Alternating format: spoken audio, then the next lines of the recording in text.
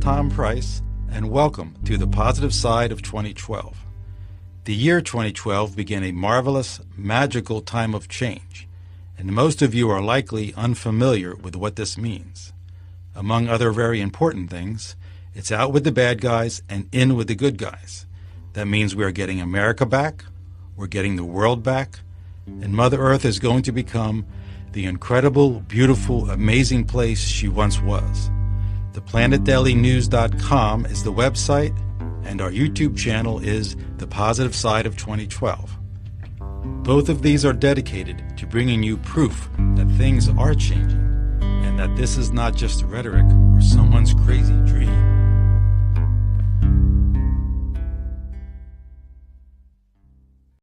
Well, hello, this is Tom.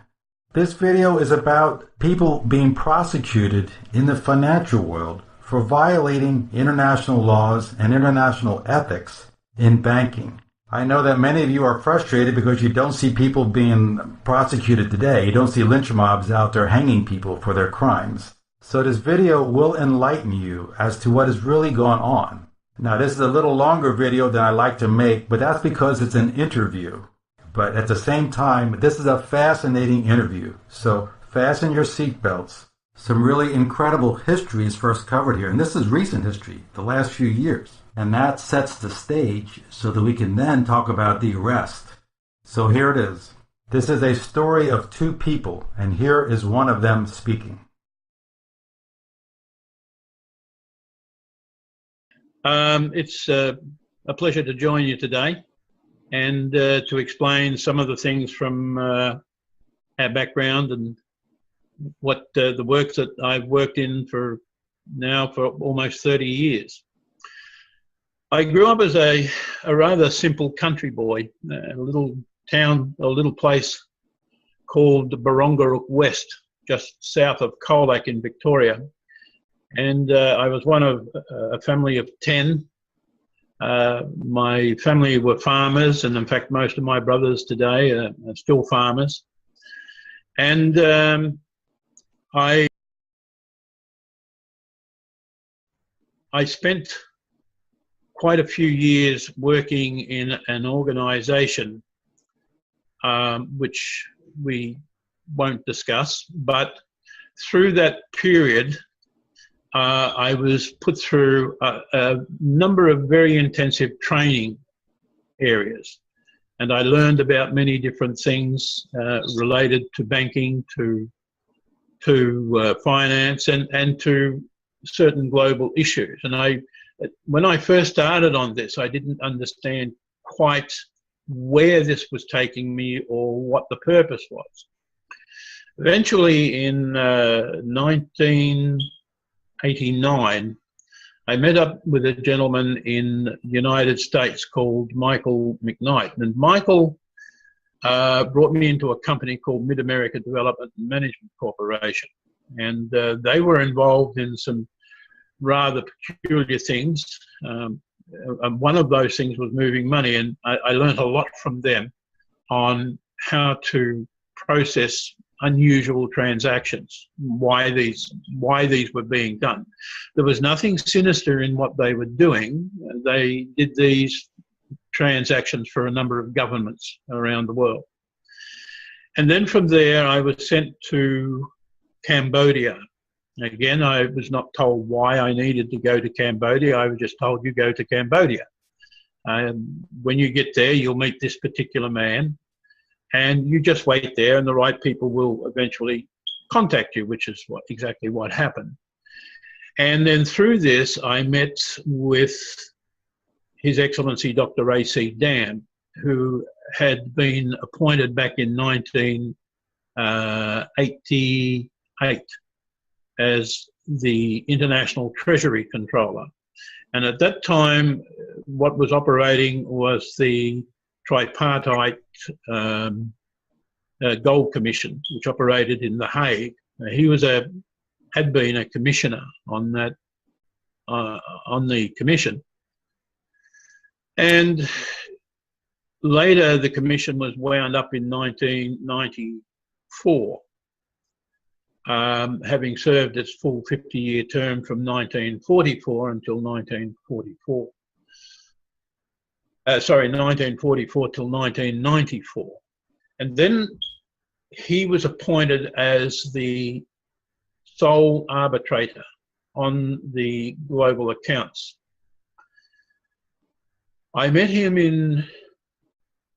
it would have been in February in 1997, after I had arrived in Cambodia. At first, I was very reluctant to believe what the people were telling me about him, because it just didn't seem logical that you'd find such a man in Cambodia, but that's where he was. Primarily because he was a Cambodian, he loved his own country, and he didn't see why he needed to work in New York or in Geneva when he could do the same job in Cambodia. So over a period of time, we got to know each other. Our first meeting was very strange. He asked me some questions, what I would do in certain circumstances, and I responded to that.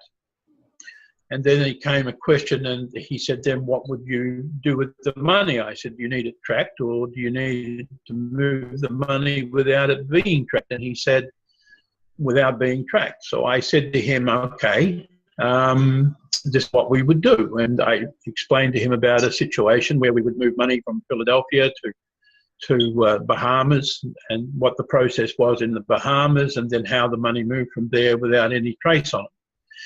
He then asked me the name of the company, and I told him the name of the company, and he said, well, what do you know about this company? And I told him that this company is controlled by a particular group of trustees, and I named who the trustees were.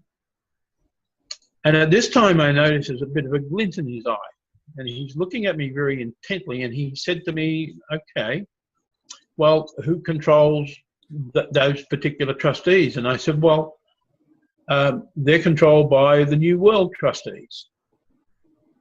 And he said, what do you know about the New World trustees? I said, well, it's interesting because nobody seems to know anything about who the New World trustees are. And he said, he said, besides there's a little box sitting on the table, very highly polished little rosewood box. He said, open that box. So I opened the box. He said, take out one of the cards. Read it to me.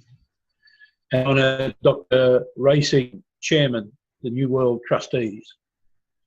So at that particular point, that was my introduction to Dr. Dan. We discussed things for over a number of days. And he asked me to check some accounts.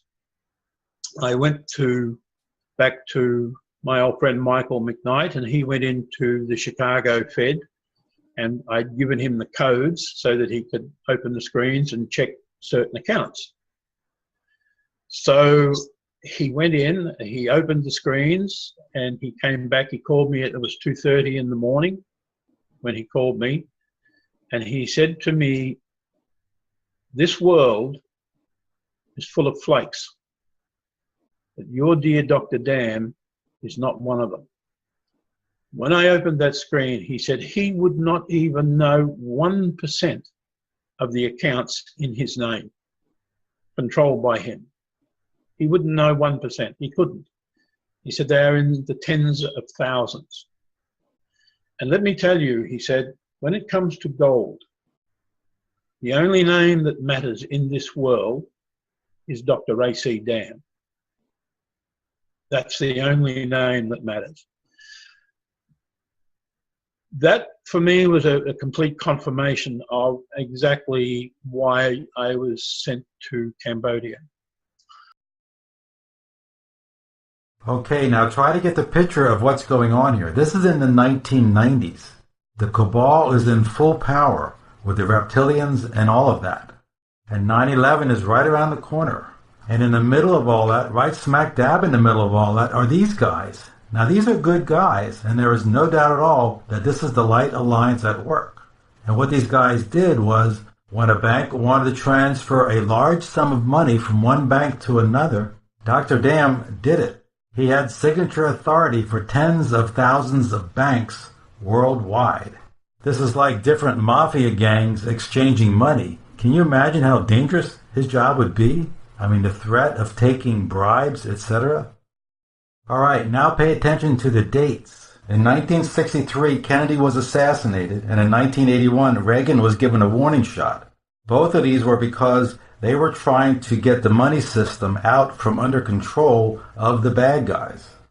Now fast forward to 1988 on the chart, and that is when the first Bezel Accord was passed, setting minimum standards for banks, stating that essentially they just can't print money and lend it out.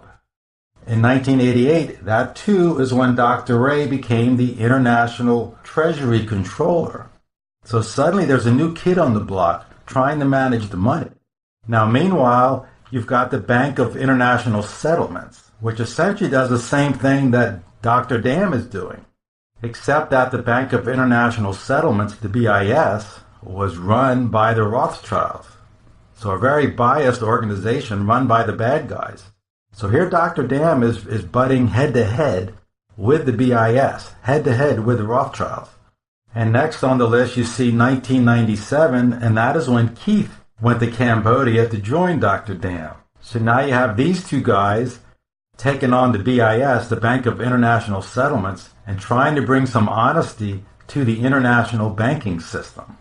And next on the list is the 9/11 attack, which occurred in 2001. And that was the last straw. That is what determined the timeline for taking out the bad guys. So in 2002 is when the Light Alliance took out the 50 aliens at the top, and the power structure of the bad guys began crumbling from that point forward. So please see Quartz 1005 for the 9/11 explanation, and see Quartz 1095 for the Cabal's power structure. There's also a 5-video playlist describing what happens to the Cabal upon this 2012 transition. So 2002 is a very important date. So now let's get back to the conversation. I was eventually, in 2003, we changed the name of the office.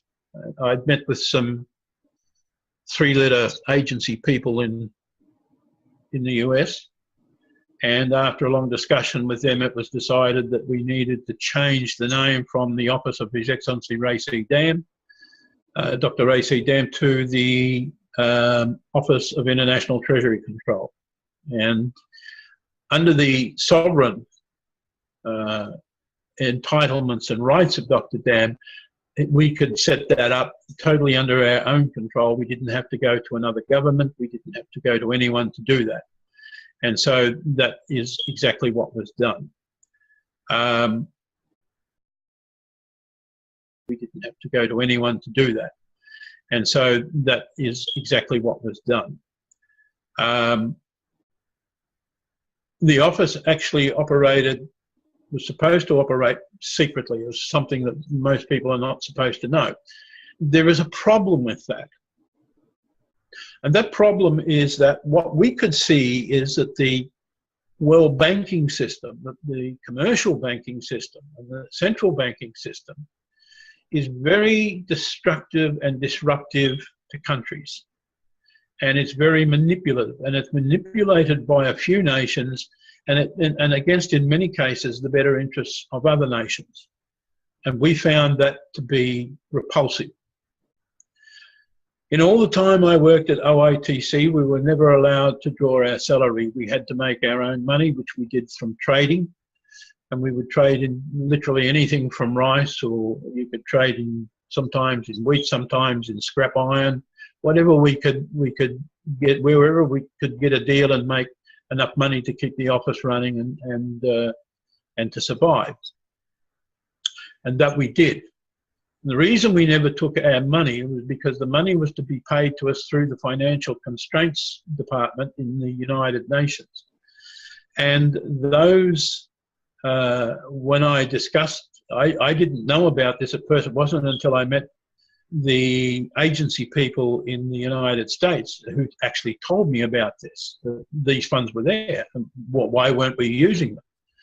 And so I asked Dr. Dam, and he just simply said to me, if you take the devil's money, you are bound to do the devil's bidding. And we're not going down that road. I was put here to be an independent arbiter, and that's what I will be. I will not be controlled by anybody. And over the years that I worked with Dr. Dam, the one thing I can honestly say about him is that he was incorruptible. Totally, utterly incorruptible. One of the hardest men that I've ever met, hard like flint. He had an amazing view of his own persona, his own behaviour, as how he should behave, and he behaved according to that view. A lot of people may not have liked it. A lot of people may have found him arrogant. And some may have even thought he was ignorant. It's just that he knew and understood different realities. Working with him, I suppose, in many ways, a lot of his attributes, at least I hope they did, tended to rub off on myself. And I've kept pretty much to those things. Unfortunately, there were people within the organisation and people without the organisation who wanted to see that destroyed. And that happened in 2010.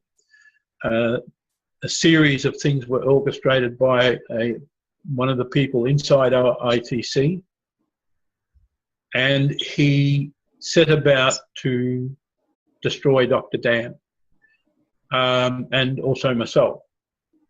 Dr. Dam was in jail for around 6 months in Cambodia. He was later released. He went to Thailand, and he's there under the protection of the king. And today he is quite an amazing, for me, he's still just an amazing human being. Okay, so please take notice. They're not taking any salaries at all. Zero zip nothing for their efforts. Now, why is that? Dr. Dam says, if you take the devil's money, then you are bound to do the devil's bidding. Now, for those of you familiar with his channel, you know that I've insisted that the 50 aliens at the top of the bad guys is indeed the devil, as talked about by Jesus in the Bible. And that devil was removed in 2002. So Dr. Dam sounds like a very special person, and we'll come back to him in a minute. Now let's get back to the chart, and there's a couple of more items. In 2002 is when the Light Alliance intervened, and in 2003, lo and behold, their office name was changed from the Office of Dr. Ray C. Dam to the Office of International Treasury Control. So they were obviously putting on their seatbelts and getting ready for the next level of confrontation with the bad guys. And lo and behold, in 2004 comes Basel Accord 2 with even stricter banking standards. So now if you step back and look at that chart as a whole, you can certainly argue that it's the Light Alliance implementing one thing after another in their plan to take the money system back from the bad guys. And the ultimate goal of that would be the currency reset that everybody's so interested in these days. Okay, here is the part of this video that many of you have been waiting for. We're going to arrest the son of a bitches. Let's hang them. Let's get a lynch mob and hang them. The work that we did was not to use the accounts and never to take anything for our own benefit, and we never ever did. Our job was to make sure that any usage of the accounts was within the framework that it should have been. And it wasn't until we got the various Basel agreements that things really started to come under control. But prior to that, what we were required to do was to report issues that we felt were wrong, and when we found people doing things that were wrong, our job was to report that to the US Senate Committee on Banking, Urban Housing, and Banking, Finance, and Urban Housing. And that was what we did. And in each case that actually occurred, the people who were involved were removed from their office and in actual fact lost their banker's licenses. And that was what we did. And in each case that actually occurred, the people who were involved were removed from their office and in actual fact lost their banker's licenses. So that's where, that's really the background to OITC. It was a regulatory organisation. It was not a trading organisation. It wasn't involved in money markets or anything like that. We were never involved in those things, not ever. And Dr. Dam, I can honestly say I'm proud to have worked with him for the number of years that I did. I can also say it was a tough life. It was never easy. It was a very difficult life in many ways, but it was well worth it. And I felt that the work that we did and what we were doing in the world was of benefit.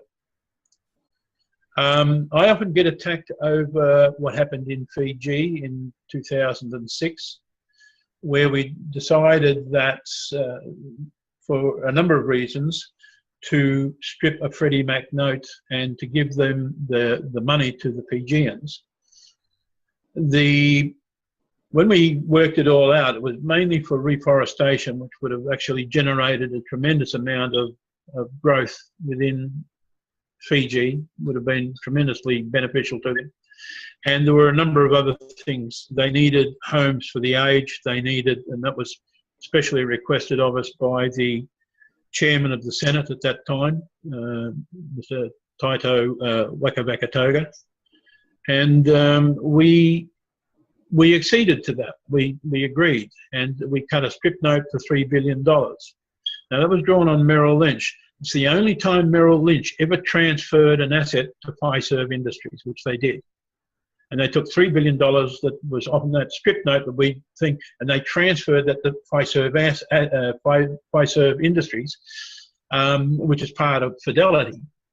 And they did that to block us from being able to draw. Now, it wouldn't have stopped it because the money, the cash would have been there to do it anyway, and Merrill Lynch would have had to have delivered the cash if the government called it. And all we required. Now, after Fiji, the police commissioner was compelled to leave, and he'd be arrested if he went back there today. Even though he works for the United Nations, he would be back there. If he went back to Fiji, he would be arrested. The finance minister went through some very, very difficult times, and the prime minister, who was the primary person who blocked the Fijians being able to call that note, he was arrested for corruption. And what we found out later is that he owned a number of oil blocks, and what would have happened had the chiefs and the clans been able to get the money to assert their land rights, he would have lost those leases. So that's what these guys did. They not only transferred the money, and in doing so made sure that the money was good money, they also reported to the U.S. Senate committee on anything that they saw that was suspicious. So that was 1988 and beyond. So that's when many of you who want the son of a bitches killed and a lynch mob, that's when many of you were still kids or in your mother's wombs.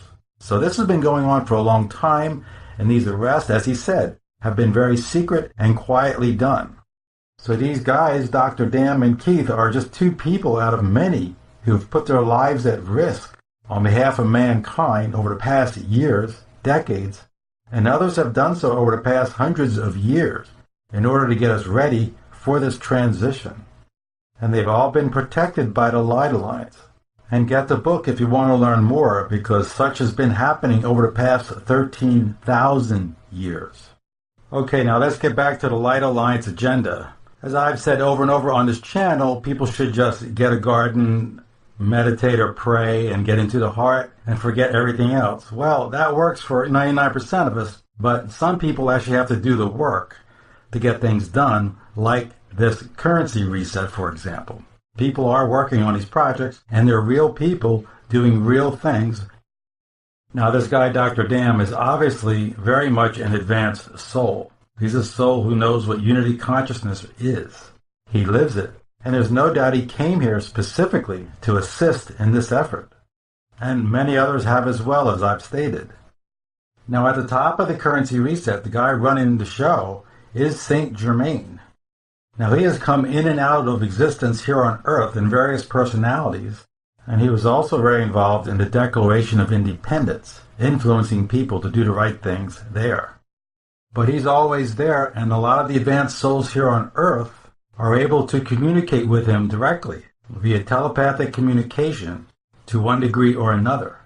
And I know people who do so I have no doubt whatsoever that Dr. Dan was in direct contact via telepathic communication with Saint Germaine. And the odds are, too, that some of his bosses were likewise connected. See, among all the dark governments, there was this good government forming in the background. And that quote-unquote government is what's taking over in order to get us through this 2012 transition successfully. Now, this is a good opportunity for me to plug telepathic communication. In this day and age, now, there's so much energy hitting this planet that it's easy for people to connect with God or connect with this or connect with that. It seems like everybody and his brother is channeling these days. Well, they're connecting to the astral planes. They're connecting to the wrong place. Anything can exist on the astral planes. Whatever you want, it happens there, good or bad. And it's very easy now, with the higher energies hitting this planet, for us to connect to the astral planes. The Native Americans who do ceremony don't really have to do ceremony anymore. Ceremony was getting a lot of people together to get the combined vibes high enough, the amplitude high enough, to connect with Mother Earth, which is usually what native tribes want to do. Now, with the higher energies in this planet, you can just go into your heart and connect directly. So it's really easy to get connected, but it's likewise very easy to get connected to the wrong place. Now, FYI, if you don't understand the astral planes, and no one does, please visit our series called The Astral Planes. It's amazing. The piano that people play is an exact duplicate of the universe. It's an exact duplicate of the astral planes. It's an exact duplicate of the chakra system in your body. It's amazing. So in that series of 3 videos, we explain all of that. So the only reliable communication now, today, with this transition upon us, is literally two-way conversation with another party, and that two-way conversation is telepathic. And we will be talking that way on a day-to-day basis once we get to the 5th dimension. Okay, well, thank you very much for putting up with my short sermon there. I've been wanting to get that message out for some time now, regarding people who are hearing voices or who may be hearing voices in their head. Just please be careful. And thank you very much once again for listening to this video as a whole. And I hope I've made you aware that people have been working on this currency reset, among other things, for a long time. I've just ran a couple of videos on transcribing and translating, so I wish you, and I'm talking to you, please consider transcribing a video. Once it's transcribed in English, then it's real easy for someone to translate it into another language. And according to YouTube, 70%, 60 to 70% of people who are listening to videos like this don't speak the language of the video.